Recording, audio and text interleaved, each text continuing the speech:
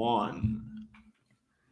And we are back for episode number 72 of Raise the Banner Podcast. This episode, Fenway sweep, and that's what I do want to start us off with. But as usual, McAtoor here, Benny Ballgame Dearth, Zach Brewitt, and today, special guest, Cerrone Battle. Cerrone, how you doing? I'm doing pretty good, guys. Thanks for having me on here. How you guys doing? Great. Appreciate you being here. Oh, Ben, you're not doing too good. What do you mean? You just said you just had to take a nap because of your day. Oh, well, that's why I'm feeling great. I feel refreshed. You know, I guess I'll take it. It's a glass half full mentality for you to say great right now. So it is. I have my my caffeine, my Coke Zero Orange Cream. No. I just tried those. No sponsors. No, I've been drinking these for like 6 months. You got to catch up, buddy. I'm a cream soda zero sugar and root beer zero sugar. Solid. That's A&W. Yeah, but I tried cream sodas like the OG. I was told to try Bark zero sugar, and I like it, but I think I still like A&W's better. But I like Bark's regular root beer better than A&W root beer. Yeah. But I just tried the orange cream the other day, and I don't know. I feel like you got to get used to it. It's a little bit of a funky taste with it that I'm not used to. But all right, let's just jump in. Enough with the Coke talk. The Boston Red Sox, they got a nice sweep of the St. Louis Cardinals after what it was, a 4-1 start. 1-4 start. Yep. So now back up to 1-4. Yep. Yeah, and they're on a 5-game win streak. They took the last 2 against Baltimore, and then they now swept St. Louis. I'll start with you, Cerrone. How are you feeling? 10 games into the season. You happy with how things have played out so far?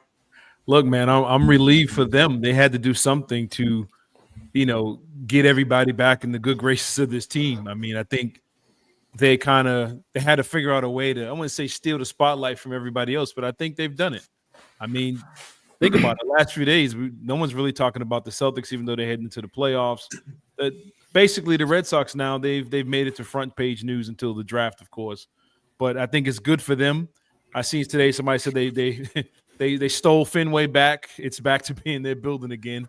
And I think it was not just winning. I think the way they've been winning these games and the way they've been kind of, I wouldn't say dominating, but the way they've looked improved across the board, I think is the most encouraging thing about this team. Absolutely. For me, this is the first time in, I would say, since maybe the start of the 2019 season after the championship that I think there's a sense of life into the team in April. Every year since then, between that time, it's kind of been dull. It's like, all right, like we don't have high expectations, so no one's going in and overly excited. Obviously, we saw the St. Louis series. We had the walk-off by Abreu in a game that they probably shouldn't have won, but they kind of gave it to Boston. But Abreu's walk-off, and then last night they kind of blew the doors off them. So, I mean, I think it's hard to not be excited with things. I'm still a little hesitant. Maybe it's PTSD from the last few years, but as a whole, I mean, I'm feeling pretty good. Ben, how about you? I'm feeling great. Just to reiterate your point, there was certainly some buzz around this team. Kind of got kicked into overdrive towards the end of the offseason when they finally nailed down the Bregman deal. And I know, Matt, we've touched on this ad nauseum at this point, but they were hurting for some news, for some action for the last handful of years. Between not spending, trying to piecemeal teams together with a limited budget by choice. I mean, certainly, they have more than enough revenue. I think the numbers came out from, the revenues generated in 2024 relative to 2025 payrolls. And I want to say the Red Sox generated like the 4th highest revenue in 2024. And they spent like the 20th most amount of money on payroll. Some crazy, whatever, not 20th, it was like 10th. They were still good for spending. But they went out and they got actual talent. They didn't just spend to fill holes. you can go to the ballpark and be like, yeah, I know half of the names in this roster because they're actual notable MLB talented players, not just guys that, the diehard Red Sox fan would know. I mean, if you asked somebody, in middle America who Willie or Abreu is, they would have no clue, right? But you ask somebody out there who, who's Alex Bregman, they're going to know the answer to that question. They're going to know who Garrett Crochet is. They know who Aroldis Chapman is. So it's nice that they went out and they got talent. They spent money. They still didn't spend a ton of money relative to, I know I'm older than you guys. I remember when they were top of the payroll team 20 years ago when they were winning in 04 and 07 and they were pushing, for pennants in the mid 2000s decade. So it's really nice to see that they're doing it again. They sold out opening day. I mean, when was the last time the Red Sox sold out opening day? Like I feel like it's been like, I don't think they've done it since COVID. COVID notwithstanding, obviously people were trying to stay away from the ballpark, but like they sold out opening day for the first time in like legitimately in 4 years. It's nice that it's also resulting in wins. I think it's been proven that if you spend on really good talent, typically the wins tend to follow. They got off to a tough start. I mean, Devers was arguably the worst baseball player of all time the first 6 games of the season. And it was just weird. It was like they were losing games in weird ways. Like the bullpen gave up 0 runs and 2 hits in the 4 games in Texas, and they lost 3 out of 4. Like that, like you don't normally hear losing a series 3 out of 4 and they go, oh yeah, our bullpen literally dominated. They didn't they gave up 2 base runners. You'd be shocked to hear that and see that they lost 3 out of 4. They're turning it around. I don't think you could pour water on this team and get them to cool off at this point, which is nice.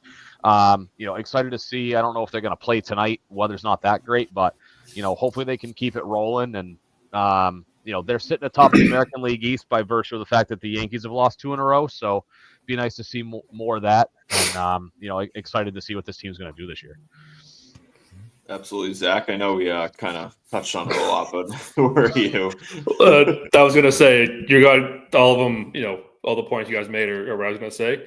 There's really in the past 5 games, it's hard to find a negative to say. Maybe Cooper Criswell. Honestly, I didn't watch when he came in last night. I was watching White Lotus. Wife wanted to turn that on, so I got sucked into that.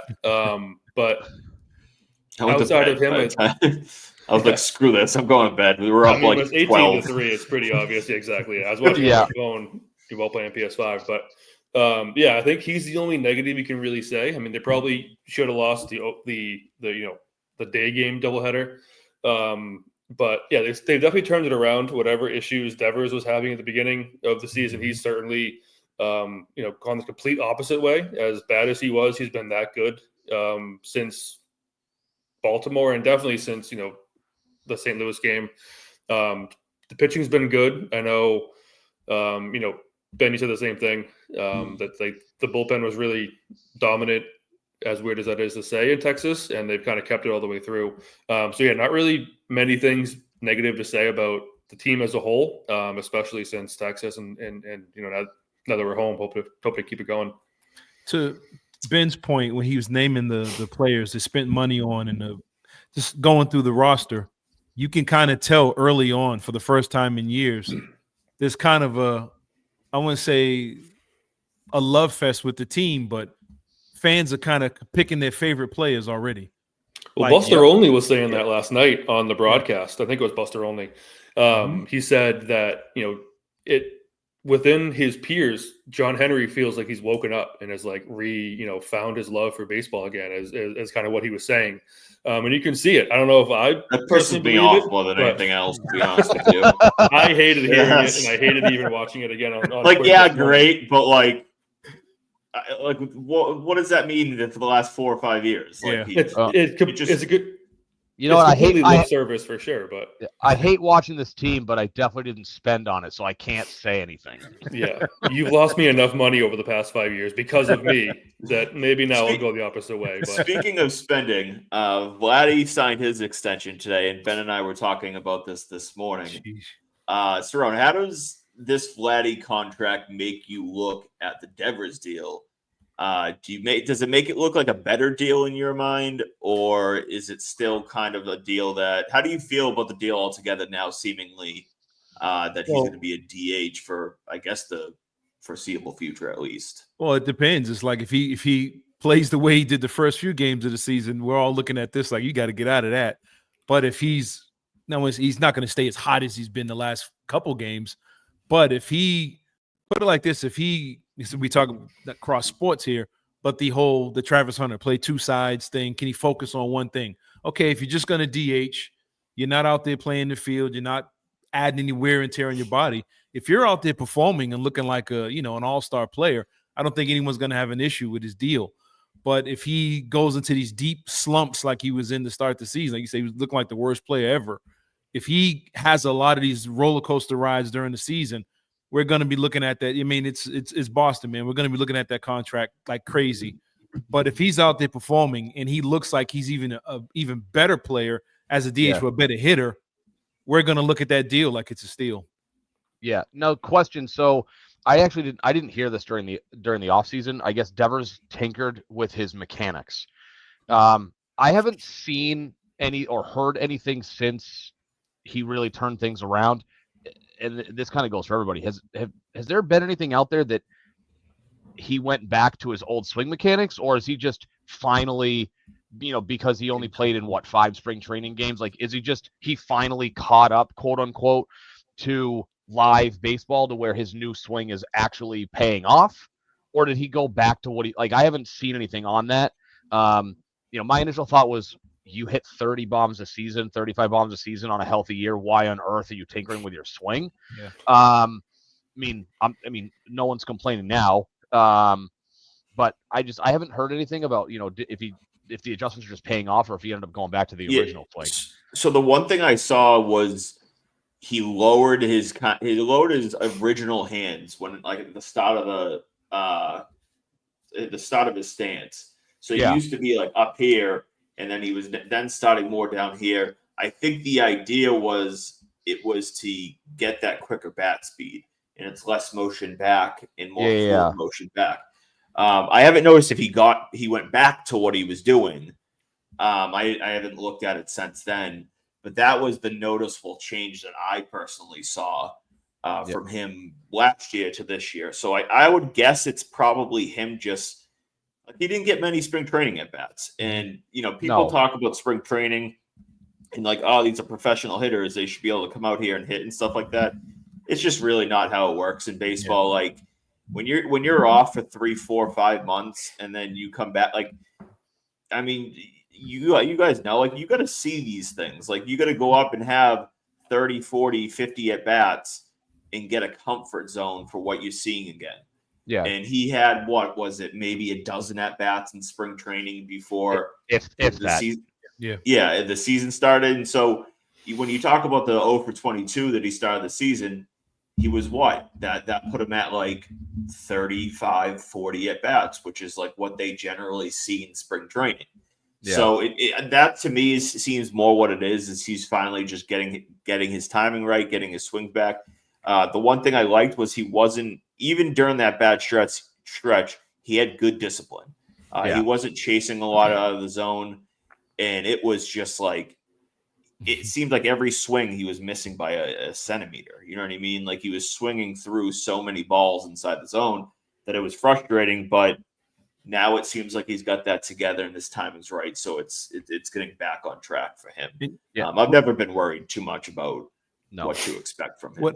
What I would say to him too, about him, I'm glad he got it together coming home. Because could you imagine if he had to go 0 for 22 at home with the back and forth about playing third DH and all that other stuff? Could you imagine the pressure that would have piled up if he carried that slump through this home stretch and was starting to hear the noise now with Fenway? So I'm glad he got hot when he did at the right time, to where it's probably a pressure off his shoulders. Like, all right, I'm good now. I get out there and play ball and not have to worry about it. There was talk that, like, there were rumors that he was going to get the Trey Turner Trey Turner like treatment.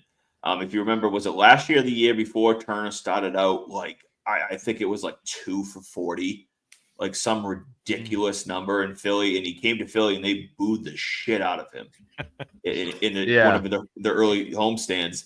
And then he comes out and I think he broke through and he ended up having a really good year. But that was the talk I saw on X of like, hey, is he going to come to Boston and get his ass booed because he can't hit the ball? So like you said, him turning it around, I think it was it the last 2 Baltimore games he really started to find it and click. So obviously he is red hot right now, which is nice to see. It's funny you mentioned the Trey Turner thing because I took that as I saw on Twitter too, like them saying, "Oh, like Rafi better get the Trey Turner treatment." And I thought it was when they gave him like a standing ovation after he had like come out with mental health issues, or if it was just because he was struggling or whatever it was. And then from that ovation on, he went like on a Rafi Devers-esque tear. But I forgot that they booed him first to start, and then that's he dealt with like some extra issue that I remember that he did get an ovation, and I think it did help him a little bit. But no, like I said, I'm happy to see him kind of turn it around. It seems like this lineup, when healthy, has a chance to be very, very, very good. Yeah. Cerrone, what are your early thoughts on Abreu right now, and Duran as well in the outfield situation as a whole? We're seeing Campbell mix in there. And then obviously Anthony's waiting. He's another guy you add into the list of fan favorites. I mean, you're going to start seeing people rocking his jersey if he keeps this up. And I think this team needed some kind, I wouldn't say it's an identity, but they needed an image, a culture, or a style. They needed something to get the fan base back into this team and watching every night. And I think they're doing that. And he's a huge part of it, starting from the first game of the season. So I think, I wouldn't say he's on his way to being a superstar or anything like that, but a local star. And I think that's all they need to be competitive. You need something to keep the fans coming. You need something in that lineup that's playing defense, hitting, all-around players that keep you at the top of the standings. You just want a chance. And I think guys like Abreu are giving them a fighter's chance, something that we haven't said about this team in a long time. Yeah, the nice thing I like about Abreu, too, is I feel like the average fan is going to know that the Devers, the Bregmans, the stories to a degree, assuming he stays healthy, are always going to be there. I would say in terms of like the vibe of like who Abreu is, he was a mid-level prospect that came over in the Christian Vazquez trade. Just like how he plays, and he kind of reminds me of like early Dustin Pedroia, the guy that played with a chip on his shoulder because he was overlooked for whatever reason, right? Like Abreu was in trade talks about like, how does he fit on this team? We've got Roman Anthony knocking on the door, and he's probably a right fielder. He's not a center fielder. He'll play a corner somewhere. And it's like, who on this team, because in the offseason they had too many outfielders. They had to figure something out. I think they still have too many outfielders, but they can kind of kick that can down the road a little bit, I think. And so Abreu just happened to be a popular name of like, okay, well, who do we trade? Who brings us, a solid return to also then fill a hole? You can never have enough pitching, and they had too many outfielders. So, for him, I think it's good for him to come in and play really, really well. But I think he kind of gave the fans that early season spark, right? Like we know that Devers was going to hit. Took a while, but we know Devers is going to hit. And if they stay healthy, Casas and Story are going to hit. We know Bregman's going to hit. We know what Duran is. He had an electric year last year. So it's nice that he kind of throws his hat in the ring about, he's got a little bit of a chip on his shoulder, and he becomes that fan favorite because of how he plays. He's not the superstar, but he played super well, and gave the fans, a reason to watch early because, took Devers a little bit, took some of those bigger name guys a couple of games to get going, and he was just ready to go right from the start. It was nice to see. Yeah, he's the kind of player you look back 5-10 years from now and you're like, oh yeah, shit, the guy was actually really good. Look up his highlights on YouTube and it's like 15 minutes long because you always think of the Bregmans, the Devers, the big name guys, and you forget that he hit 5th, 6th, 7th, and beyond in the lineup. Always gets overlooked, but he's always someone who's there, comes up with the clutch hits. Obviously, another walk-off against St. Louis. couple walk-offs last year against the Yankees, like that. Obviously, that huge throw he had, Gold Glove winner. Like he's someone who just always shows up. Probably never going to get the recognition that he deserves, because again, he's on a team with actual superstars and household names. But he's a guy like Trot Nixon. You mentioned Dustin Pedroia, Ben, who again, you look back 15, 10 years from now, whatever, and you're like, oh yeah, the guy actually was really good. And again, like you just kind of forget about him, but he's always a guy who like every team needs and every team like can rely on when it comes, the postseason. Yeah, this conversation made me go back and search in my post from before last season. One of my takes was that we're going to look back and say that the Abreu trade was the single best move that Chaim Bloom made. So I just quoted it with the emojis. You should have put a little like trumpet, maybe like, not to toot my own horn. But speaking of moves, since we last came on and talked about the Sox, Garrett Crochet signed an extension, a big extension to stay here. Cerrone, what's your overall thoughts? Obviously, they gave up a haul to get him. There was a lot of talk of if they would get a deal done. Crochet said he didn't want to get talk into the season, and then we kind of all of a sudden breaking news: an extension is done. Are you a fan of the extension, and what's your overall thoughts there? I guess my first initial thought was that was quick. I mean, I wonder what changed. What changed his mind to say, okay, I'll get this extension now. I mean, we hear a lot about. You don't really see it when the season starts, but in many sports, getting guys when you're trying to negotiate with somebody, get them in the building, you talk to them, you try and sell them on something, whatever it is. Maybe being around the Sox for as long as he did, so you know what, I'm cool here, I'm comfortable here, I'm gonna sign this extension here. But my biggest thing goes back to Henry. I mean, these guys paying people. You got to pay people in order to win, and I think at this point now, fans aren't looking at the money. They're not looking at the years. They're looking at, okay, we got this guy. We got our guy. We got a guy. And I think they had to get back to spending money on these players in order to be competitive. And when you see breaking news and Red Sox on your phone pop up that early in the season, you're like, oh, snap, what happened? Thinking somebody got hurt or something. But when you're getting good news popping up about these players signing extensions with the Sox, that's very encouraging, not just for the fans or for the front office, but it's encouraging to the rest of the league. Sends a message to the rest of the league that we're open for business now. We mean business again. We're back to being the Red Sox. Come all. If you're looking for contracts and looking for positions, we're open for business again. Yeah, like our owner's not a bitch anymore. No, yeah, you talk about like the fans don't think about the financial impact. I mean, $170 million is a ton of money. Mm-hmm. But I look back, like recently, the big deal that comes to mind is when they traded for Chris Sale in 2017, right? It was 2017 they acquired Chris Sale. And you look back at that trade, and I can tell you they gave up 4 prospects, and 2 of them were Yoan Moncada, who I believe at the time was the top 5 prospect in baseball, and you gave up Michael Kopech, who I believe was our top pitching prospect at the time, and I want to say he was like a top 50 guy. There was a little uncertainty. He was still kind of young, and you're like, all right, like the Red Sox gave up a lot. Like Moncada's a top prospect in baseball. If somebody wants to look back and tell me who the other 2 guys were, I don't think it was anybody of substance at this point. It's been 8 years. I want to say one guy was like the 12th ranked in the system, and the other guy was like in the 20s, something like that. But you look back, and within 2 years of making that trade, you win a World Series, and then you sign Chris Sale to an extension. Now, granted, I wanted them to sign Chris Sale. I didn't think they would give him 5 years and $150 million.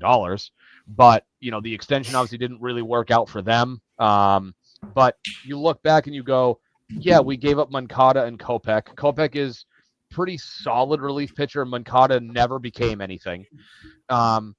And you look back and go, like, we won that deal. Like, you can look back and say, we absolutely beat the White Sox in that trade. And here you are 8 years later. And I know the 3 of us had talked in the offseason and go, okay, you gave up a lot. You gave up 2 top 5 prospects plus in order to go get Garrett Crochet. I was a big Braden Montgomery fan, loved him at Texas A&M. I know he's coming off an injury, but you gave up big names to get him. And the question was, okay, you're going to regret this trade. One, if you don't sign him to an extension and he's gone in 2 years. Mm-hmm. So it's nice to know that they gave him the money. We had speculated, what kind of deal it would take to get him. I don't think any of us three thought, it was going to be 6 and 170. Cerrone, I don't know if you postulated any deals. No. We kind of figured. Honestly, I thought it was going to be either like 4 years or 8+. So the fact that they came in the middle was a little surprising to me. But obviously, he has an opt out too as well. Yeah, he's got the opt out, which I thought we all kind of thought would happen. Where if he pitches really, really well, he can opt out. Is it prior to his age 31 season or age 30 season, whatever it is? So that gives him that probably his last shot at a big time deal. So we got the extension. If the Red Sox go on to be a legitimate World Series contender and win a World Series over the course of the next 5 years, no one's going to look back and go, yeah, we won a World Series, but man, I wish we had 170 million extra. Like, no one's going to care. No one's going to care. We're going to be like, you know what? Thank God that John Henry said pay him now, because if his second start, and no, his first start, right, opening day, he's never been an opening day starter in his life. He's in a big market now. I can understand having the jitters, but what you got from Garrett Crochet in Baltimore is like, that's the Garrett Crochet that we're looking for. First time he had ever gone 8 innings in a start in his young career. But like, say that you get, you're closer to that second start Garrett Crochet for the duration of 2025, and he's healthy and he's pushing 200 innings pitched and he's 250, 300 strikeouts. That extension a year from now starts with a 3 on it. And I don't think John Henry throws that kind of money at him. So I think that we're going to look back and go, we made the most intelligent decision possible to sign him in 2025, when a year later, he probably is worth twice what we're paying him already. Yeah. Well, that's the issue. That was one of the conversations of, all right, whether to extend him now or not. And if I'm Breslow, and I imagine Breslow and Theo and whatever were going to Henry and saying, like, listen, if you don't fork it up now, there's a chance that, like, he gets injured and his value goes down, but there's a real chance that his value skyrockets and that 170 turns into something into the 2s, 250s, maybe even higher. But to go back to your point, Ben, the biggest thing for us when we discussed this trade was it really doesn't matter what Teal and Montgomery become. Correct. It really only matters what Crochet brings to the Red Sox. Like you said, if Crochet is an ace and he's leading in, we don't even have to say World Series. If he's just an ace here for the next 6 years, 7 years, or maybe more, like that, it's automatically a fine deal. You know what I mean? It doesn't matter if Teal and Montgomery both become studs. Like, that's part of that's part of the deal. Right. You know what I mean? You're giving up 2 young guys, and they might become good, because that's the only reason the White Sox would do the deal, because they thought that these players would be good. Right. So you can't get talent without giving up talent. Yeah. So for me, like, this extension was unbelievably massive for that reason. And it's like I said, I don't give a shit what Teal or Montgomery becomes. It's the only thing that matters is what Crochet is here. And so now he's going to be here for bare minimum this year and another 5, right? Maybe 6, and then maybe even more beyond that. So I'm thrilled with it. I think it's a pretty reasonably valued deal as well. I don't think it's like it was anything crazy. And then the clause inside of it is beautiful, absolutely beautiful. Yeah. If he like tears his arm out, blows his arm out, I believe that player option disappears, and they get a $15 million team option and an additional year added. So he blows his arm out next year. All of a sudden you tack a year onto that deal, and realistically, $15 million when Crochet's 32 years old. Right. Like, I don't know if he's actually will play on that, but it could certainly be a steal. So I'm very happy about it, to say the least. Yep. Yeah. So same conversation, and before we transfer to the Patriots, Crochet Campbell signed his extension. Obviously, we saw that. I felt like it was. I was shocked when I saw the number. I thought it was going to be notably more. I looked at the. I'm having a blank. The guy in Arizona, Corbin Carroll. Corbin Carroll. Carroll. There you go. He signed his extension. I think it was like 8 years, 110 range or something like that. I saw Jackson Churio in Milwaukee signed 8 years, $88 million. So I'm like, all right, like, Campbell's going to come in around that marker, maybe somewhere in between. And the guy comes in and signs an 8-year, $60 million extension. Steal. Cerrone, what are your thoughts there? Obviously, with him being one of the first big three, are you on board with this, and how you see that playing out? Man, I'm wondering, did they walk in this room in the middle of the night with a mask on? Dude, it's like they walked in like, hey, sign it. But yeah, the mask was the Wally mask that they used for celebrations. For real. Yeah. Look, I mean, and to his credit, he said, it changes his family. It was an honor for him, and it looks like the kid just wants to play baseball. I'm here with the Red Sox. I can live with this money. I'm good. And I know the minute he said that in the room, it was like, well, here, take the pen and sign it. They sent the DocuSign right over as soon as he was smiling. But I mean, look, I mean, if he turns into something, that's going to be one of the great, not turns into, that made something really, really big. That's going to be one of the great heists in modern baseball, to get an athlete in 2025 to agree to a deal that long, but that short money in that sport where they're paying guys $500 million. Even the player options are very reasonable. Like it was just absolutely shocking to me. Even the player options are like 15 and 18 million. Like if this kid's a stud in his late 20s, like he's going to be playing for pennies on the dollar. So it's like the same thing that Ben said about, Crochet. You sign him now because what if you don't and he goes out there and really lights it up? Now you're talking about another guy making $250 million. So it's like, let's get him now, get him in here, long-term him up, and he's our guy for the future. And we not say cornerstones, but we're building our pieces to let everybody know we're going to be around for a long time. Yeah. I mean, obviously he's not to the level of an Acuna yet, but I looked at it and went, because Acuna's deal was several years ago. I kind of looked at it and went, that was kind of what I figured he would, like the neighborhood he would end up in. Acuna got 8 years and $100 million. So I can't, like, that's kind of what I looked at as a benchmark. Like maybe you have to be in that, $80-ish million range, $10 million a season, so 60 million a year is fantastic. I mean, you're talking about a guy who, I get it's only 10 games into the season, but he's hitting 364 for a guy who's 22, who really, aside from he's had one bad, it's not even really a bad game. He looked overmatched in his major league debut, which is most 90% of baseball players making their major league debut look overmatched. What did Maz say about that? He said he looked overmatched, wasn't ready. He said he doesn't look ready for Major League Baseball. I understand it was his Major League debut, but he doesn't look game ready. And then, of course, he's been tearing the cover off the ball ever since. So, I, for one, love it. I think by June, you're going to be looking back and going that is arguably one of the most team-friendly deals you could have possibly come up with. I mean, obviously baseball is so volatile, it's such a long season. A year from now, we could be like, well, yeah, $60 million, probably a fair price for a guy who's 23 based on how he performed his rookie year. But, the ceiling with this guy is well worth more than $60 million over the next 8 years. Yeah. By June, he might have a new agent. I was thinking by Friday, he'll have a new agent.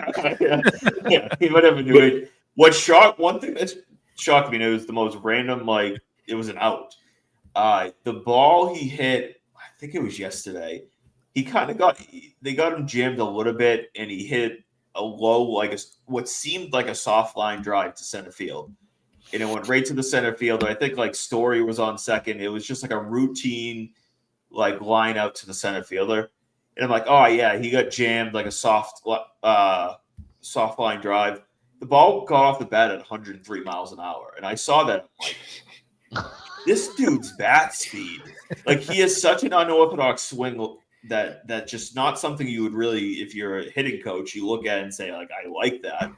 It's not the prettiest swing, but he has this odd ability to get his bat through the zone at such a flat level, and it comes in fast. Like I said, off the bat, I was like, oh, that maybe was like 75, 80 miles an hour off the bat. No, it comes in at 103. I'm like, this dude's he's got some like sneaky raw power. And we've obviously talked about his, he's 6'3" for a second baseman, but he's not overly big muscular wise, but he has this ability to really tear the cover off the ball.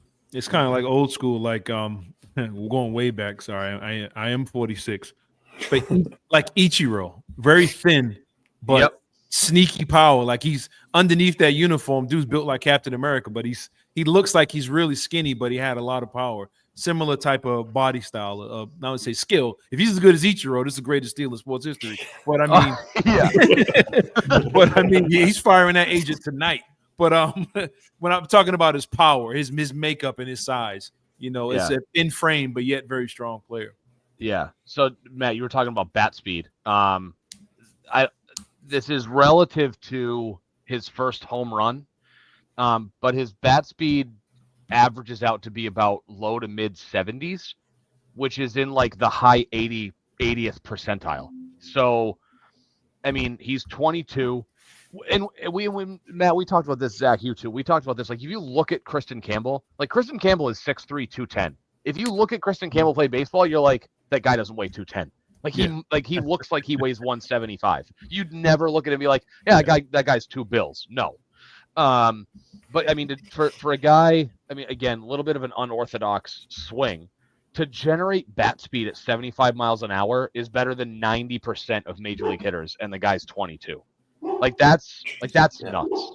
He's still not even at that level, like maturity wise, for a grown man's body. Mm-hmm. You really don't hit that until you're like 24, 25 years old, where you kind of maybe hit that peak of like filling out. So like if he can, he can even put on a little bit more muscle and weight and bat speed. Like on top of it, seems to have a pretty good eye. He seems to have, a pretty good discipline overall. And so like if he can mature and obviously steadily improve even more than he already did. I mean, 18 months ago, the dude was in like high A. So he's still got plenty of room to improve. And that's kind of, I think, the scary thing. I thought at the beginning of the season, it was a little premature to have him start the season here. But I mean, I feel like I was wrong. I mean, clearly Cora and the Red Sox, they were seeing it, even if the results, because he didn't hit very well in spring training. No. But clearly they were seeing it beyond the games of saying all right, like this kid's ready to go. Yeah. So you mentioned an eye. So in 8 games, Crochet Campbell has 8 walks and 8 strikeouts in the 10 games so far this year, which is tied for second most in walks. Devers is the only player with more walks with 9. And Rafaela and Abreu are the only guys with fewer strikeouts than him. Just to add to your point about the Cora and them saw something in Campbell that maybe we didn't see. Again, like not to use the Dustin Pedroia example. In 2007, they rode the bumps and bruises with him. He hit in the bottom of the lineup and tried to figure it out. And come October, not to say I'm foreshadowing, but he was leading off in the World Series in 2007 after. It's your right to foreshadow. I'll accept this one. I mean, considering, and he had a rough April when he was a rookie, and then to be your leadoff hitter in the World Series and leading them to a sweep in 2007. Not saying it's the same. I think, they have different games, but this has the makings of like Dustin Pedroia 2.0 from 18 years ago. Yeah. I mean, that's off to a better start for sure. So, yes, I'm incredibly impressed by the guy, to say a whole. But all right, I do want to transition into a little bit of Patriots football. I know Ben and Zach, we talked basically every single scenario last week around the number 4 pick and all the possible options. But Cerrone, I want to get your thoughts on it. How are you feeling with this number 4 pick? And if you have to stick and pick, who are you hoping for? And if are you preferring to trade out as a whole? How you feeling here? Well, I think the first part is I'm not buying nothing the Titans, Browns, and Giants are saying right now. I don't believe a thing. I mean, I'm looking at the Browns and the Giants as coaching staffs and front offices that are all on the hot seat, and it's only April. And I'm wondering if they really have the nerve to pass up on a quarterback. And are the Giants really going to go into the season with, Jameis Winston and Russell Wilson? Are you really going to do that, knowing that you're all probably going to be fired by Halloween? But if that's the case, if the two quarterbacks come off the board and it's Abdul Carter, Travis Hunter, I think at this point, you haven't seen any trades so far with these teams, unless you get a huge haul for that pick, you stay there and you take the best one available, which one is left out of the two, and don't make it too complicated. Now, I mean, I think I'm kind of torn because I think the smart move is to get the left tackle because there's none left to get. And if you want to get the best one that's available right now, it might still be, Campbell, but it's a tough spot. But I think the teams in front of them are going to dictate this whole thing. If I got to stay, I'm taking Abdul Carter, Travis Hunter, whatever two is available, because I do believe those quarterbacks are off the board. Now, if let's say the scenario goes where the quarterbacks are still there, Sanders' days going to the Saints, like you heard a lot of stories today, and Travis Hunter's already gone, and Abdul Carter, Carter and Hunter are both gone, you might have to stick it out and go with Will Campbell. Unless somebody comes with you with that haul and says, hey, just to move up a couple slots, we're going to give you obviously the first, we're giving you a second this year and giving you something sweet next year to go along with it. Then you back out and you still have, other left tackle options. You can go after the tight end. I think they have to improve this running back room one way or the other. Matt, you put out a mock draft last week. I should have took a screenshot of it. I think it was the best one. I put out a ton of them. So. I know it was a ton of them, but it was one you put out. I said, "Oh, that's it. Stop right there. That's the one." But I think so much of it is going to be dictated by the other teams in front of them. But if I have to stay, I think the best player out of this whole thing is Travis Hunter. I think he's the best player, best football player in the country. And this kid, not only if I'm the owner, if I'm Kraft, I'm looking at Hunter not only as a guy that's going to prove my team on the field, this guy's going to make me a ton of coin off the field. I think he's going to be a superstar that gets you on national TV. He's going to sell merchandise. He's going to make you one of the hottest teams. Now, is winning going to come automatically? I don't know. It's yet to be determined, but I think Hunter makes you a even sexier franchise and gives you a lot more than a Will Campbell, Abdul Carter. Abdul Carter added to this defense, I think makes you game records every week, especially with the schedule they got coming up. But I think Travis Hunter off the field makes you probably one of the more attractive teams around the league. And I think that's a selling point when it comes to free agency next year, national TV, money, getting your reputation back. We saw Parcells go back and go into the Patriot Hall of Fame because of the culture change. I think you can see a chance where this player coming in could be a culture change for this Patriot team. Yeah.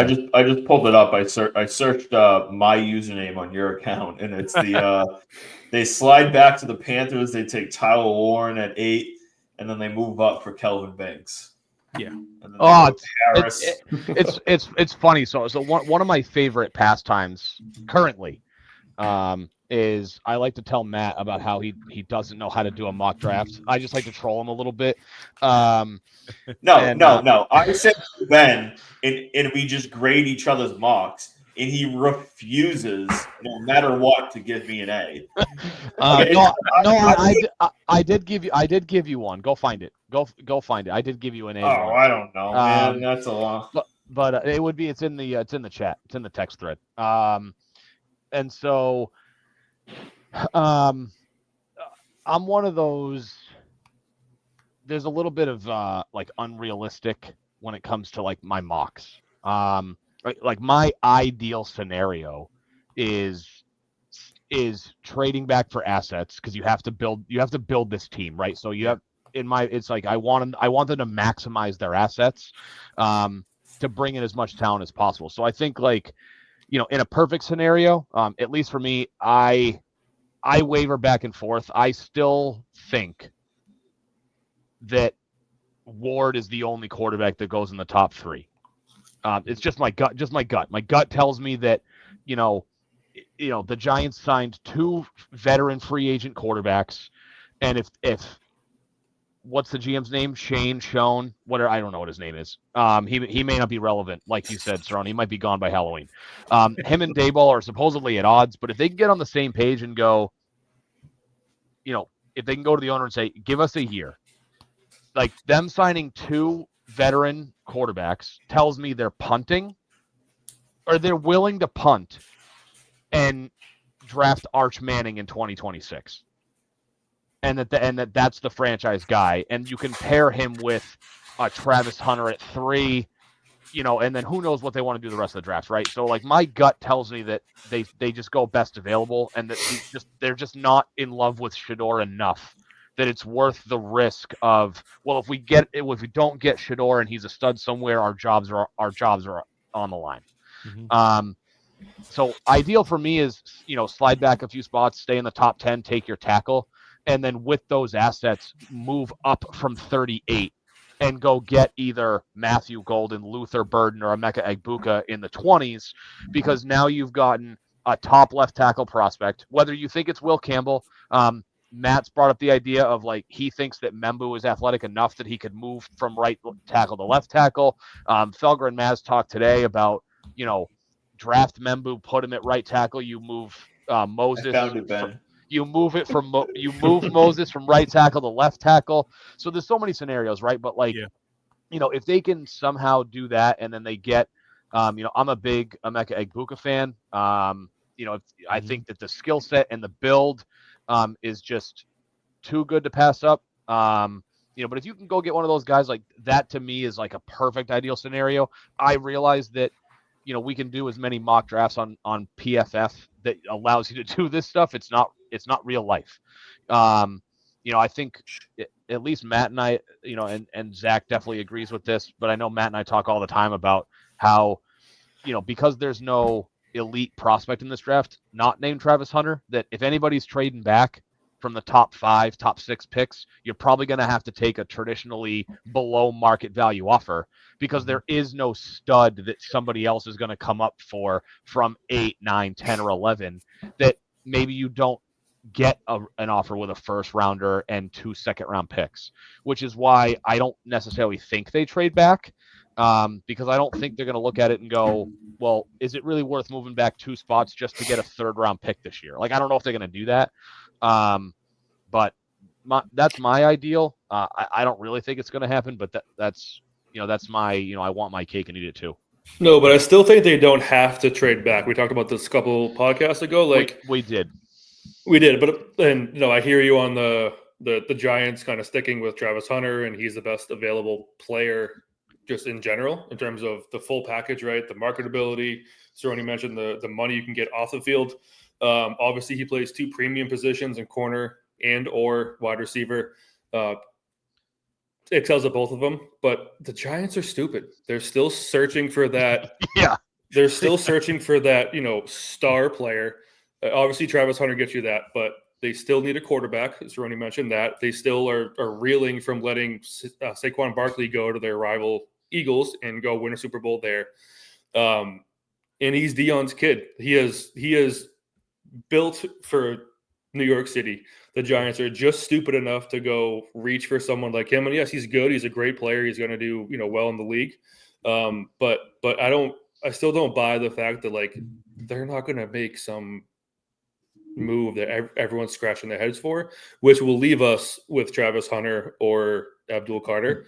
Now I kind of agree with you, Cerrone. If for whatever reason the Giants make a smart move and take the best player available, that's either Abdul Carter or Travis Hunter, sticking with left tackle is, I think, the smartest move. And I think it's what's going to happen. I talked about this last podcast with he's just such a Vrabel guy in terms of, who he is as a player, as a person, the big mauler, brawler energy that he brings. And maybe it's me, but I feel like there's more depth. There's greater depth at the wide receiver position in rounds, the later later round 1, 2, and 3 than there is at the tackle, especially left tackle. And if at 4, everyone talks about, Membu. At 4, if you're already having conversations about can he play left tackle, can we just move him from right to left? Like, I'm sticking at 4. I want to know damn sure he can play left tackle. He can play whatever position he's comfortable in, and I don't want to have to teach him how to play a different position or like play a hope game with 4. So it's funny you bring conversation. For me, that conversation is the same thing with Campbell, though. It's like, so I really like Campbell, but if you're worried that he can't play, if you have any type of reservations that he might not be able to be a tackle, how do you justify that at number 4? Yeah. You know what I mean? So like that's my worry with him right now. It's like I understand that too. I just, from what we've heard from Vrabel, he doesn't have any reservations about it. He said that it's SEC, the guys he's playing against, Abdul Carter and others, like he's playing against guys who get drafted, guys who go on to be all pros and Pro Bowl. So he's been hyping up Will Campbell for weeks now, and it feels like like I get it if you're having questions of is he a guard, is he a tackle, is he left tackle for that matter. Doesn't sound like Vrabel has those questions. So we can all talk about it. For the same reason that we don't really believe, like Cerrone doesn't believe what all these teams in front of us are saying. Like I have to take anything a coach says with a little bit of a grain of salt, because he's not gonna come out and say like, nah, he's a guard, like we don't like him. You know what I mean? So he's going to talk positively, basically about every player that he gets asked about, and that's scenario. So I do think they like him, but you're not the only one because there's definitely been others. I just I'm not reading too much into those comments around Campbell. Wolf made the comment that I think is actually noteworthy that they went need more last year, which you guys know I am an all best available player type of guy. Me and Ben get into screaming matches over that sometimes. But, I really like Will Campbell, but there are multiple players on the board, even after Hunter and Cotter, that I look at and say, I am more confident that they are going to be a stud of a player, even at the position that they play. And for me, that's 2 guys, and it's 1, Jelon Walker from Georgia, and 2, it's Tyler Warren from Penn State. Yeah, now, I think Tyler Warren's going to be a Pro Bowler. Do I like the idea of taking a tight end at 4? Like, is that a sexy pick? No. But I look at a guy like Ty Warren, and I say this guy can line up all over the field. He can go up and get the ball. You can put him at running back. The dude came out of the backfield at Penn State numerous times last season. He is a Swiss Army knife at the tight end position. He's a phenomenal blocker. He can really kind of do it all. And so I look at that and I say, if Tyler Warren ends up being a top 5 tight end for the next decade, is a single person going to look at that pick and say, yeah, but it was a tight end? The answer is no. And if you are, you're just being a jackass that wants to complain, which is exactly depending on the day. It's really depending on the side of the bed that Ben wakes up on. I can tell. I literally text him. He'll I can just sense the mood. I'm like, dude, you're in a mood right now. Because he'll just battle everything I say. It doesn't matter what it is. He just has to rebuttal it. Yeah. And I'm like, dude, just stop bitching. Like an old married couple. What slot did the kid from the Raiders go last year, the tight end? 8, maybe? Yeah, 8 or 10. You talking about Michael Mayer? Brock Bowers. Brock Bowers. That's a good point. That's a good point, Cerrone. Like it's early for a tight end, obviously. But if you could redraft, he's probably 4th. He would probably be. He was the 13th overall. He was the 13th overall pick last year. Yeah, so to play devil's advocate, he's though, probably the 4th pick. Like, you know what I mean? Maybe after the quarterbacks. Yeah. Who went 4 here? Who what? Who went 4 this year? Marvin Harrison Jr. was the number 4 pick last year. Yes. Yeah. If you look back at these scenarios, like he is without a question like a top 6 pick. Like the Raiders are thrilled that they have him right now. The dude's a damn stud. Yeah. Zach, what were you going to say about Devil's Advocate? I was going to say, to play devil's advocate, Kyle Pitts was number 4, and That's now they're literally still what I was reeling gonna about say. that pick, and you could have had 1,000. Yeah, So but yeah, we can all. the thing with that is that's just a bad of like. It's not that he was a tight end. It's just that he missed on the pick. Like if Kyle Pitts was a stud, like again, no one would be saying Kyle Pitts was the most pro-ready tight end we'd seen in correct. I also think the fact that he's not good is beyond me. I also think Atlanta wildly misused him. Like they had a defensive first, coaching staff who didn't understand. I mean, Kyle Pitts was 6'4", 6'5", 250-pound, like hybrid.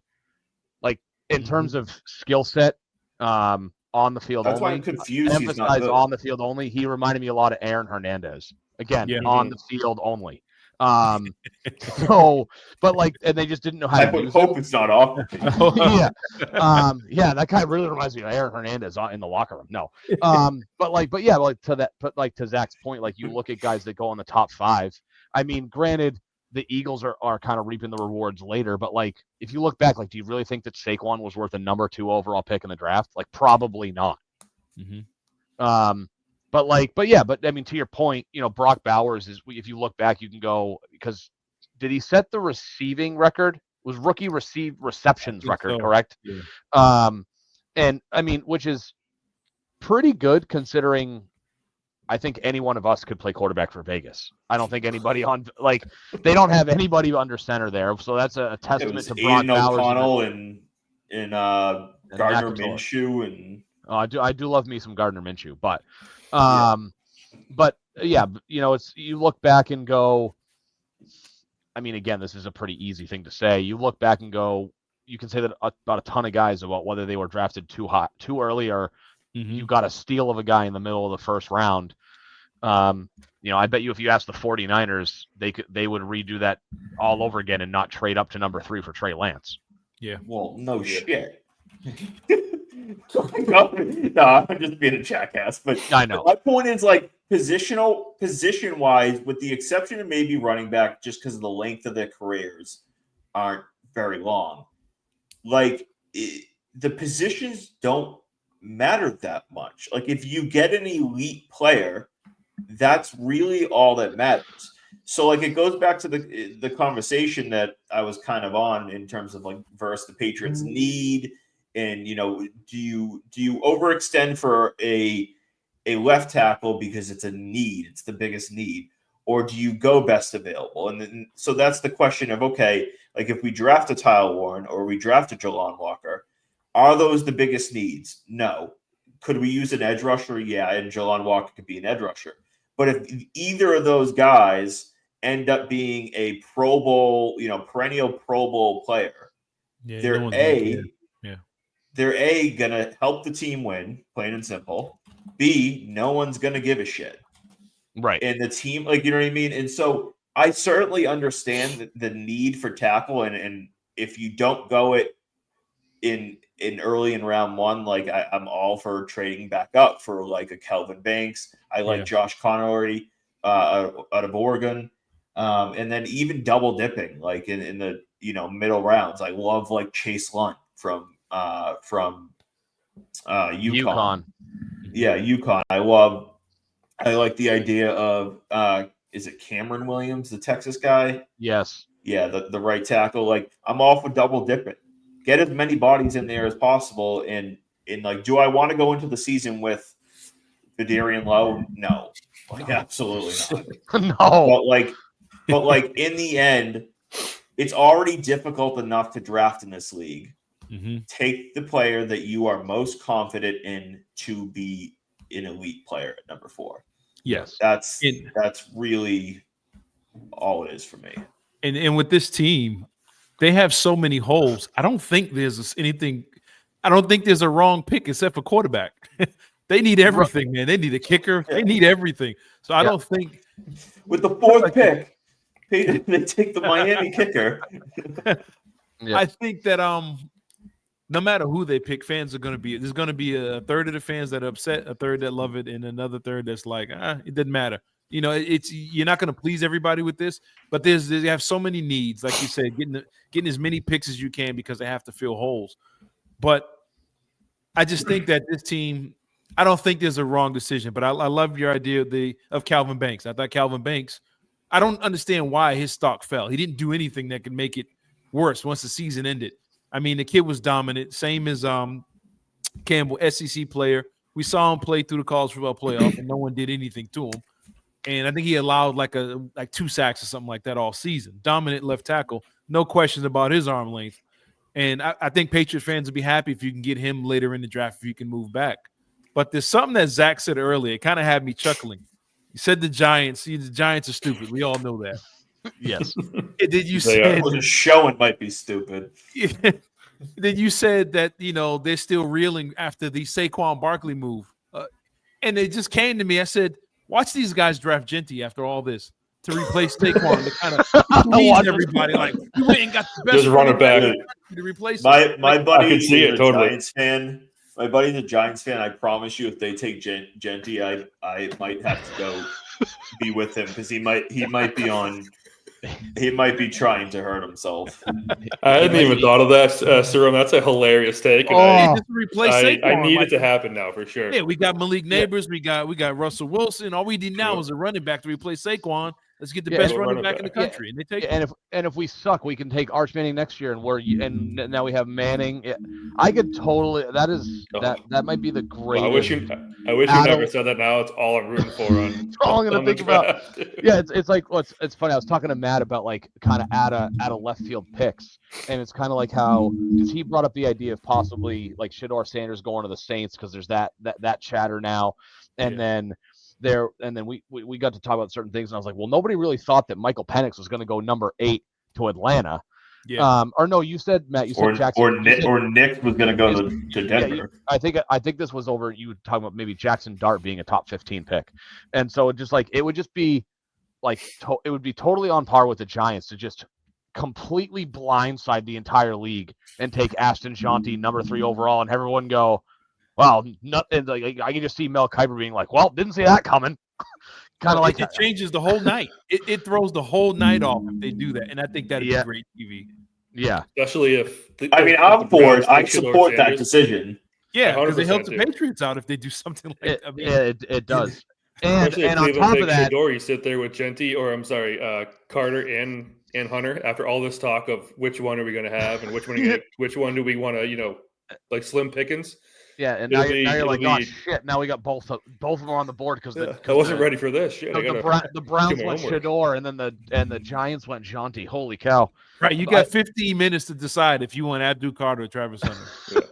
They'll make that pick at 14 minutes 59 seconds, and then on top of that, I could just see Mark Davis with his stupid red haircut fuming in the draft room because he's sitting there hoping that Jeanty's sitting there for him at 6.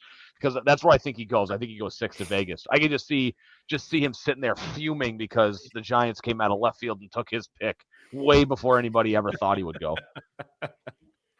I need it. The thing so bad. Personally, I think it's either going to be Vegas or Chicago for him. Yes. Obviously, the Raiders GM made a comment and said that the GM's son said he was like, my son's going to be very upset with me if we don't take Genty at 6 because he's like, he's the best player in the draft. Blah blah blah. The thing is, he might be like he's arguably him and Travis Hunter are the 2 best players in the draft. It's just how much do you value the running back position? The running back, yeah. Moving past the 4th pick, and obviously this will depend on really where they go at number 4 or if they move back. Cerrone, do you have any 2nd, 3rd round, even later guys that you are really kind of in love with that you hope end up in New England? Well, for me, I think it might be too early 2nd round for this, but I think they absolutely have to address the running back position.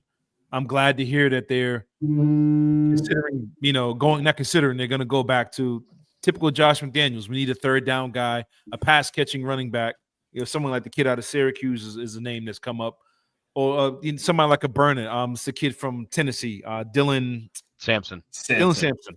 Just a speed guy that, okay, you want to throw those screen passes. Here's a guy you can throw a screen to, and he can take it 70 yards. I think they need that type of threat or just a workhorse. I'm a big fan of Marion Hampton. I got to see him play a few times.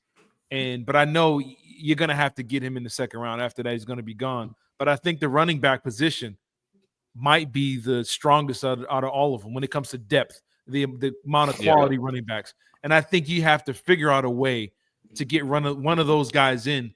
Not saying that Stevens, Ramondre Stevens is done, but I think you need some balance there. I think you need kind of a dual threat situation with them. And I look around the league. I look at Baltimore. I look at Detroit. I look at Buffalo last year that went to a running game and exploded. You saw Kansas City. Pat Mahomes had one of his, weaker seasons throwing the ball, but they had a little balance on the ground. I think the best teams run the football, not with just one guy, multiple guys. And I think the Patriots have to get back to running the football, taking pressure off Drake May, and being balanced. So I think if you're getting all this help on the offensive line, if it's Calvin Banks, whoever it is, and the guys you've brought in free agency, all right, give those guys a running back that they can look back and say, okay, we're going to dictate things now. We're going to be moving bodies. I think that's the type of team they have to be a real. I'm a big DJ Giddens guy from K-State. Just as an overall running back, he's not necessarily that like small gadget third down guy, but just as an overall running back. I know Jaden Blue from Texas. He is that kind of smaller size guy, dude, but speed. Yeah. He can fly. And I think he lined up in the slot like 15% of their snaps last year. And then I've heard a lot about this guy from MSU or SMU. SMU is a wide receiver, running back. Brashard Smith, so he obviously kind of fits that mold as well. I agree completely. Like that, they need even just for the future. Beyond this year, you don't know what that running backfield looks like. So if they can add, whether it's just a gadget guy or both, a guy that can do kind of both things, they absolutely need to add to the mix. Never mind just for the depth piece. Stevenson goes down. I'm not exactly thrilled with Gibson being like the only serviceable guy. No offense to Kevin Harris, but he's not, lighting it up for me. I'm not very happy with that. I was gonna say you need a guy that dictates the defense and have them, forcibly go 8 in the box. Now when you're Drake May, you're up there reading defense. Okay, the play action is there. I got something. I got my Stephon Diggs out there now. I got other guys, whether it's Travis Hunter, whoever it is, or both of them. Okay, you go 8 in the box now, you're gonna get cooked. Or I can run play action, heavy play action with those tight ends that you already have. I think a running back dictates coverage like that, and I think they have to get one. Yeah, the second round back that I like. I have a sneaky suspicion. I don't know if Amarian Hampton gets out of the first round. I think he has a ceiling of a high first round pick. Like a sneaky guy that I think would thrive in this offense, that you could absolutely get at 38 is Cam Scatterbo. That's my boy. Love his I was game. waiting for you to bring him up, Cerrone. Love his game. He's a great size for a guy who how he plays. He's a great dual threat running back. He's a guy who can mix it up the middle, but he's also got the agility. He can bounce it outside. He can catch it out of the backfield. Like he to me is the true all around running back in this draft, who I think is a realistic second I think that 38 is probably a little high for him. But if you don't think you can come up from, say they stay at 4 and they don't add, another third round pick that they can move up from the third round. I mean, you might have to come up from 69 if you don't take him at 38. He might be a guy that you need to move up into the 40s or 50s, but he's a guy that I think would absolutely thrive in this offense with how he plays. He's a guy that plays with a chip on his shoulder, but I think just his build and his style. Yeah. He Josh McDaniels would have a field day scheming plays in this offense for Cam Scatterbo. Yes, such a Boston guy too. Absolutely. This market 100%. He'd be a fan favorite from day one. He's a tough dude, and it's unlike Genty. I wouldn't say it's his fault. He wasn't surrounded by the greatest talent, but Cam lit it up all season. 24 touchdowns or something like that. Crazy numbers, all around numbers. And then it was like, oh, what are you going to do in the playoff when you face a team like Texas? And then he went out and had his best game of the season against a team like Texas. And everybody knew he was getting the ball, and they could not stop this kid. And he almost single-handedly beat Texas, which would have been amazing. And I'm wondering why. I mean, I understand he doesn't have the fastest 40 times and all that stuff, but the dude is a football player. And the thing that stuck out to me the most is he never put the ball on the ground. And if you're a running back playing in the AFC East, in Foxborough, in New Jersey, in Buffalo, late in the year, you want a guy that's not going to fumble the ball. You want a guy that's going to fall forward, a guy that can catch the ball. He can get outside. He can make linebackers look silly. And then we also seen him throw a 40-yard touchdown against Texas. He just does a lot. And I think a guy like him, if Bill Belichick was still the head coach, I don't think it'd be any debate if he would be a Patriot or not. I was just going to say, that's such a Bill guy, the keeping the hands on the ball, not putting it on the ground. Like, that's such a Bill stat. He reminds me a bit of like a little bit bigger mix between like an Austin Eckler and a Kyron Williams, like a little bit bigger than both of them, but a guy that like can just kind of do a little bit of everything back there. He doesn't necessarily do anything phenomenally, but he does everything well. So like a round 3 for him, if he's sitting there at like 69, something like that for the Patriots at the beginning of round 3. I don't know if he's getting there, but I really like that. The one thing I will watch with these running backs is like there's a lot of them. So, how many teams are truly running back needy? I think you could see whether it's, a Scatabo, a Judkins, Henderson, Caleb Johnson, I believe is the other one. Like all these guys are projected to go round 2. We have Hampton and Genty going probably round 1. Like, do we see 6 running backs going in the first 2 rounds? That's a lot. That's a lot. You know what I mean? So and that doesn't include like I said, a DJ Giddens, a Devin Neal from Kansas. Like these guys are all projected to go in like the top 80, and it's like, okay, are we having 8 running backs in the top 80 picks? And the answer to that is probably not. Yeah, right. So I think there's a chance that, especially the second round guys with the Caleb Johnson, the Judkins, the Henderson, and the Scatabo, one of them is bound to, I think, fall into the late 60s, early 70s. Yeah. So it's just a matter of, if Vrabel's a guy that really values toughness, character, like a guy like Scatabo, but will other teams value that over maybe the size and speed and stuff like that you see in maybe a Judkins or Henderson or something like that? So I do think there's an outside chance. Yeah, I hope not. I was gonna say the 2 stats on Cam from last year that really stand out to me. So Cam ran for 1,712 yards. 1,202 of them came after contact. So he is a guy that relishes contact, and which was 3rd in the country last year. The other stat, he forced 103 missed tackles in 14 games, which was 2nd in the country. So you're talking about a guy who will run you over. So Genty, I assume. I mean, I'd have to compare. Let me see. You don't have to pull it up. Genty, 1,970 yards after contact and 152 forced missed tackles, which is just insane. But you look at a guy in Scatabo who will either run you over or make you miss if he doesn't think he can run you over.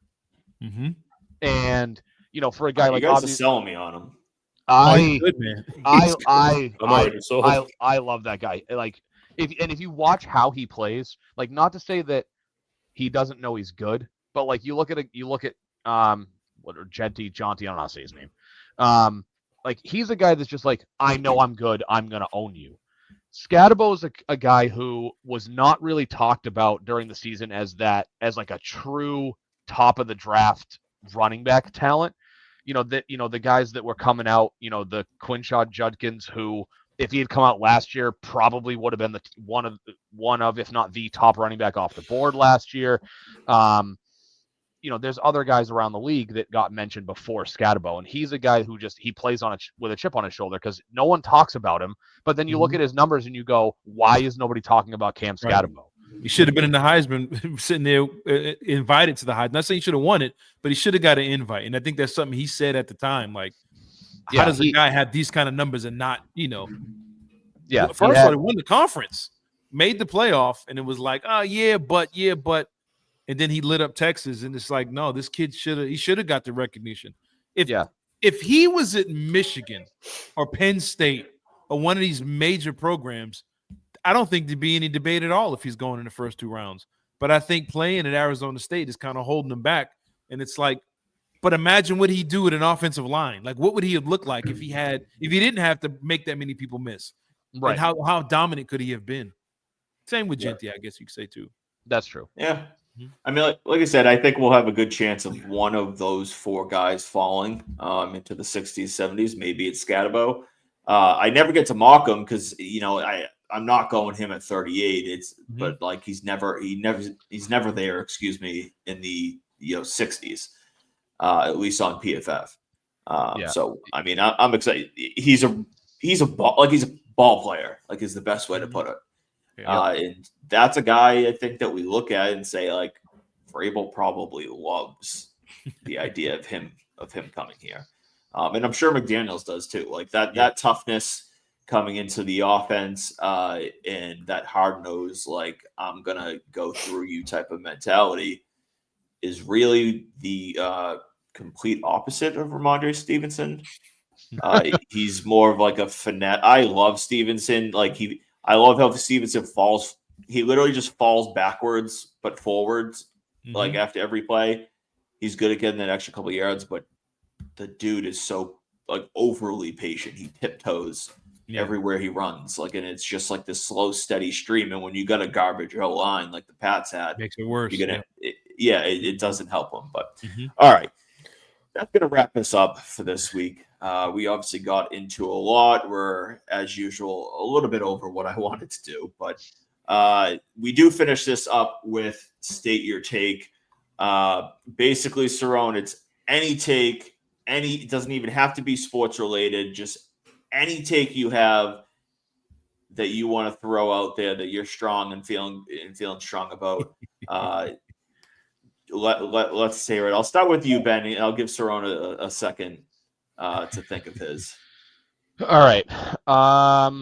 State your take. I'm going to do a little bit of forecasting. I know we don't talk a ton of Celtics on here, but I'm going to say that the Boston Celtics will return to the NBA Finals. I think they are a team built for a postseason run.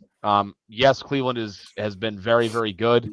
But I just think that, as weird as it is to say that a team that's 58-20 or whatever the record is getting hot at the right time. It's kind of a weird thing to say.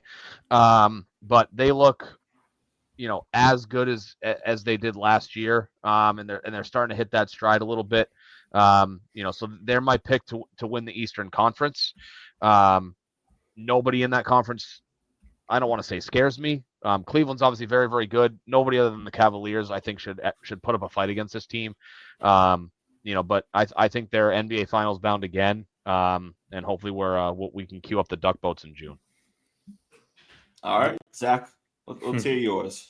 I got one. You're gonna hate this one, Matt, but it came. Oh boy! It came from one of the Twitter beefs you were on today. I don't know if it was Junkie or someone else, but he's the worst. Dude, I don't think it was him because it was football. It wasn't football related. But I don't know how you feel about this one, Ben. I know. I was watching all of them and I was laughing. But it is that Chaim Bloom gets far too much credit for where the Red Sox are now. And as a general manager, from this podcast, I told you can mute me, you can do whatever, but he gets far too much credit. Chaim Bloom loving podcast. There is no time for this nonsense. I joined the podcast late. That is not. I joined the podcast late. He, for as much as he's done to rebuild the farm system, that's all he really did. Like, you can say that he didn't have a budget. You can say that John Henry wouldn't let him spend. He still spent $250 million on Yoshida and Trevor Story. Neither one of them have really worked out. I know Story's been injured, but great guy.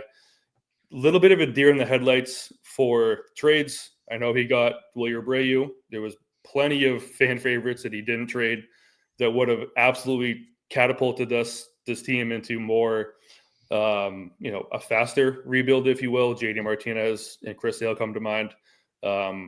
And he wouldn't re-sign players that obviously had, an impact on this team. Michael Walker comes to mind. And spending money on Garrett Richards when he could have gone other places as well. He gets far too much credit for the major league roster. For as good as he was in rebuilding the farm system, and a lot of those players on this team are his guys, he was equally as bad at managing a major league roster. And I know I'm right because he didn't get a GM job immediately after. He had to go be an assistant to a GM to learn the trick of the trade a bit more before finally getting the job in St. Louis this year. So he walked so that Breslow could run. That's kind of sure. That's kind of the best way to put it. Yeah, this is my last State Your Take ever. Happy I went out. Yeah, happy I went out. Yeah. You went out on top. There's gonna be a press release from Raise the Band tomorrow. That's Zach Brooks. I'm never coming back again. No, I'll go for me, and it's Red Sox related, and it's that the greatest move that Heimblum made in Wilyer Abreu. Speaking of that, he will be an MLB All-Star this year. I like that. I think that he's red hot right now, and I think that he's going to end up. He's not going to continue at this level. Obviously, if he does, he's on a damn beyond MVP level. But I think that he's going to come out and he's going to be the guy that's going to be able to bat in the 280s, hit a ton of doubles, play a Gold Glove right field, and all around, he'll be in that conversation. And if he doesn't make the All-Star game, he'll be one of those guys that we're going to look at and ask if he's, did he get cheated out of an All-Star game appearance? So that's what I'll go with. Cerrone, let's finish it up with you. I had two on my mind, but when he's talking about the Celtics, talk about basketball, it's one that I know I'm out on an island on this one. I'm gonna have a major shock in the Western Conference of the NBA playoffs. I'm gonna pick the LA Clippers to win the Western Conference. Ooh. They're 18-3 or something like that in the last 21 games. And you got Harden and Kawhi out there giving out 30 burgers like it's 5 years ago. And they're quietly just beating everybody they're playing right now, playing good defense. And they have a veteran team. They have a center. They have the wings. They have all the pieces. And I think we're getting all the attentions going to Golden State and LA because of the names more than anything. And no one's paying attention to the Clippers just rolling everybody. And I don't trust the youth of Houston and OKC, but I think veteran older teams are usually the teams that win the most in this league. And they're probably the more veteran team with talent in the Western Conference right now. And, that's if Kawhi Leonard's legs stay attached to his body. But if they're healthy, I got the Clippers winning the Western Conference. The other one was it's definitely just about health, obviously, with them. If Kawhi stays healthy and Harden stays healthy, that team can compete with anybody in the West. Yeah. That West is just freaking loaded. Yeah, it's going to be you got 5-6 teams that I think you could realistically have an argument for coming out of the West. I mean, even Denver is going to be the 7th seed. That's just kind of nuts to me. I like that though. The Clippers. I hope. I've always been outside of Boston, for the Celtics. I've always kind of been a Clippers are my number 2 kind of fan base. For football, it's San Francisco, the 49ers. I have no idea why. I can't explain it, but I think Clippers are only two games out in the division. Clippers are only 2 games out behind the Lakers. Yeah. So and the Lakers have a tough schedule to close out the season, if I'm not mistaken. Yeah, that the 3 through 6 spots in that division are completely up for grabs, and from what I see, I think that 3 spot is going to be huge. Yeah, you don't want to be one of those teams that are stuck in the middle because you're facing a really, really good Really, really good team, obviously. Yeah. So if you can get that 7 or 2 spot, you'll be in a much better spot to at least go through round 1. But yeah, I got them. I got them closing it out in the West. I love that. That's a state you take. So I appreciate that's a good one. It's a bold one, and I'll be sure to put that out there, especially if they run the table. But all right, that's gonna do it for this week. Cerrone, I appreciate you coming on. You got any final words for the listeners? No, man, thanks for having me on here. I really appreciate it. And, thanks for you guys listening when I'm on, on 98.5. And I just appreciate the love that, getting from a lot of you guys. And I'm enjoying it. So I really appreciate it. Thanks for having me on here. Of course. All right, boys. We'll be back sometime next week. What do we hope for from this time next week? It used to be Bregman signing. That was 7 straight weeks extension. Then it was Diggs, maybe, or wide receiver. Felt like 6 months. All right, maybe the Red Sox will be on. They're going to take Genty. 11. Oh God! No, don't do that to me. All right, that's where we're ending it. What I want now. We'll raise the banner until next week. Goodbye. Have a good night. See you guys.